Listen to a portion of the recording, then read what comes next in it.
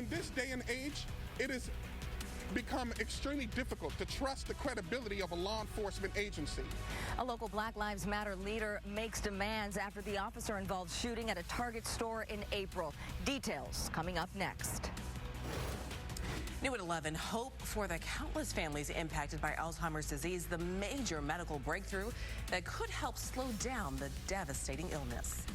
A little magic at tonight's NBA draft lottery. The draft order is set and the home team draws a very favorable slot. Local, live, late-breaking. WESH 2 News starts now. Now at 11, angry words and rising tensions between Black Lives Matter activists and the Osceola County Sheriff's Office. Yeah, the group is criticizing deputies who did not have their body cameras on the night that 20-year-old Jaden Baez was killed right outside of a Kissimmee Target. WESH 2's Luana Munoz is live outside the Osceola County Sheriff's Office with the demands being made and how the sheriff is responding. Luana.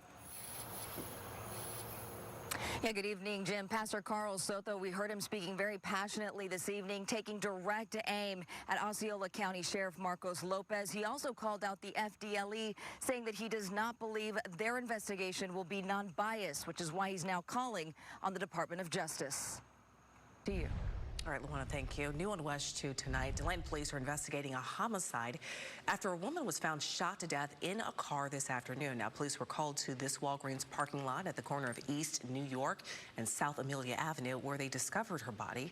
Investigators believe that car had been in the parking lot for 2 days and that the victim may have known her killer. New video tonight shows the moment a man rammed into a state trooper's patrol car during a chase in Lake County.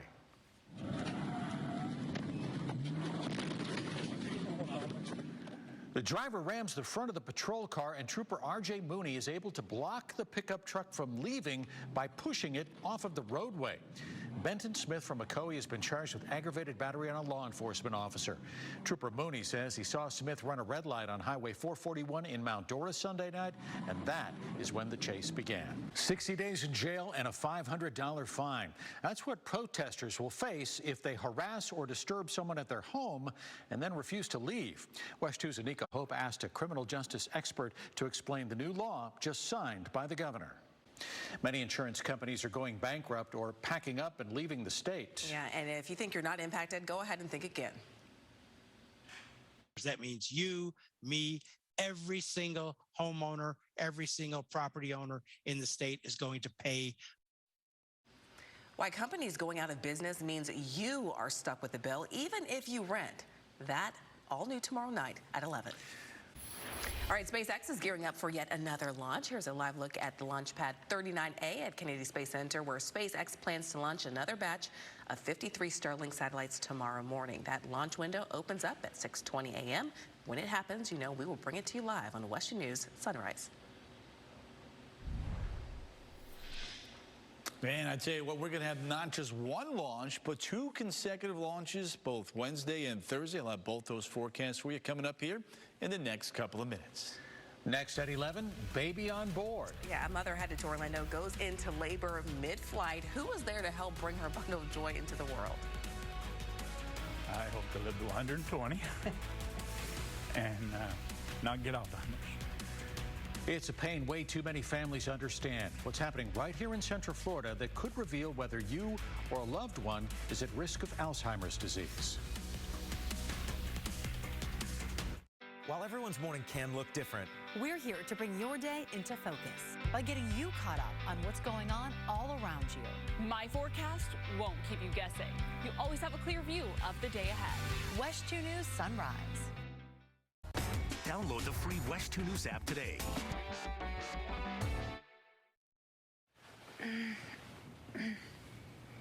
Miguel? Miguel? Miss Pearson? It's okay. Who You're are okay. you? I'm a nurse. Where's Miguel? It's okay. I want Miguel. I need Miguel. Hey, Mom. You're okay. Why won't this woman tell me where Miguel is? Where is Miguel?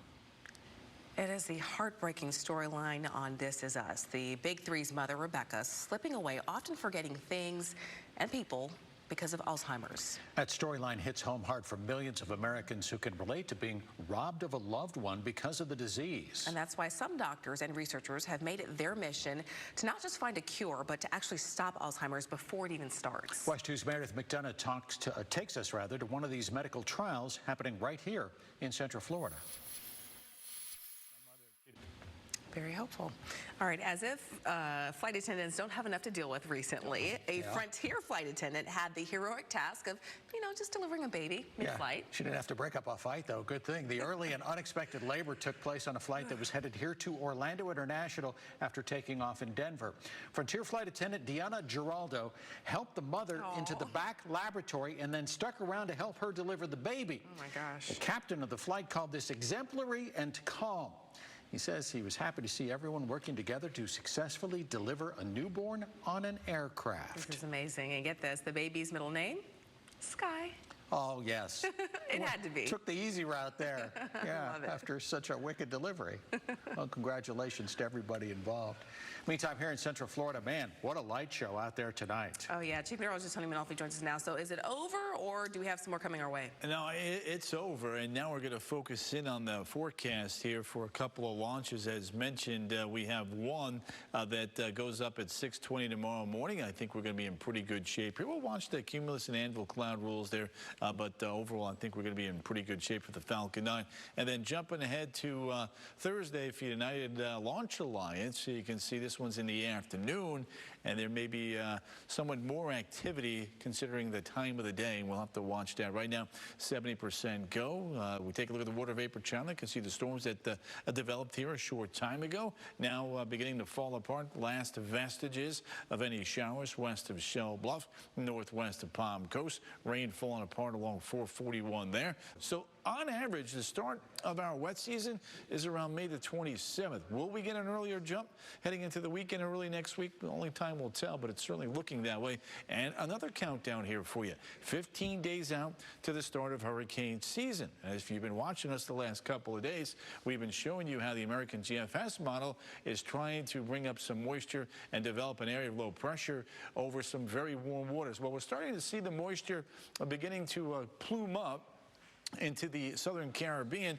The European computer model yesterday was trying to develop something here into the Bay of Campeche. It's backed off on that, but the GFS, very persistent, not backing off on trying to develop something over towards the Yucatan Peninsula right around the 27th of May. So keep checking back in. We're not concerned just yet, but we do want to get your attention, bring it to you, and keep checking back in with us to get the update on that. Mid-90s Wednesday and Thursday. We get you into Friday, Saturday, and Sunday. More showers and storms. Temperatures dropping back to around 90.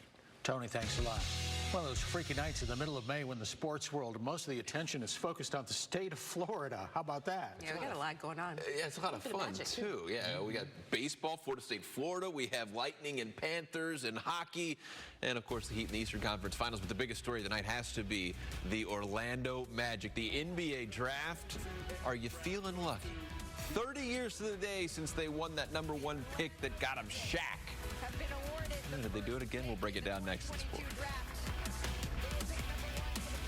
I'm Michelle Imperato. WESH 2 investigates Florida's disappearing insurance companies. What's happening is the individual homeowners are being punished. What's behind the failures and the financial burden all homeowners could face? Wednesday at 11. With so much to do in Central Florida, getting the weather right is important. That's why every morning I bring your forecast into focus.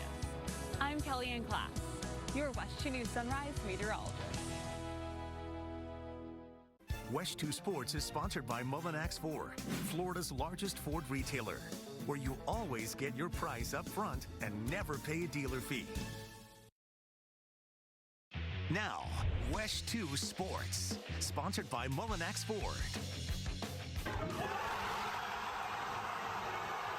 Oh, that magic moment. That was when Magic fans found out for the first time since 2004 their team has the first overall pick in the NBA draft. It could be a franchise-altering moment tonight in Orlando. The fans, of course, All fired up. Hello, everybody. I'm Darren Stoltzfus. In recent years, the Magic haven't had much success in the draft lottery. The ping pong balls just have not gone their way, but that changed tonight. After playing one of the youngest lineups in the NBA history this past season, which included 2 lottery picks from last year's draft, the Magic suffered through a 60-loss season. But now, well, now they have the #1 overall pick.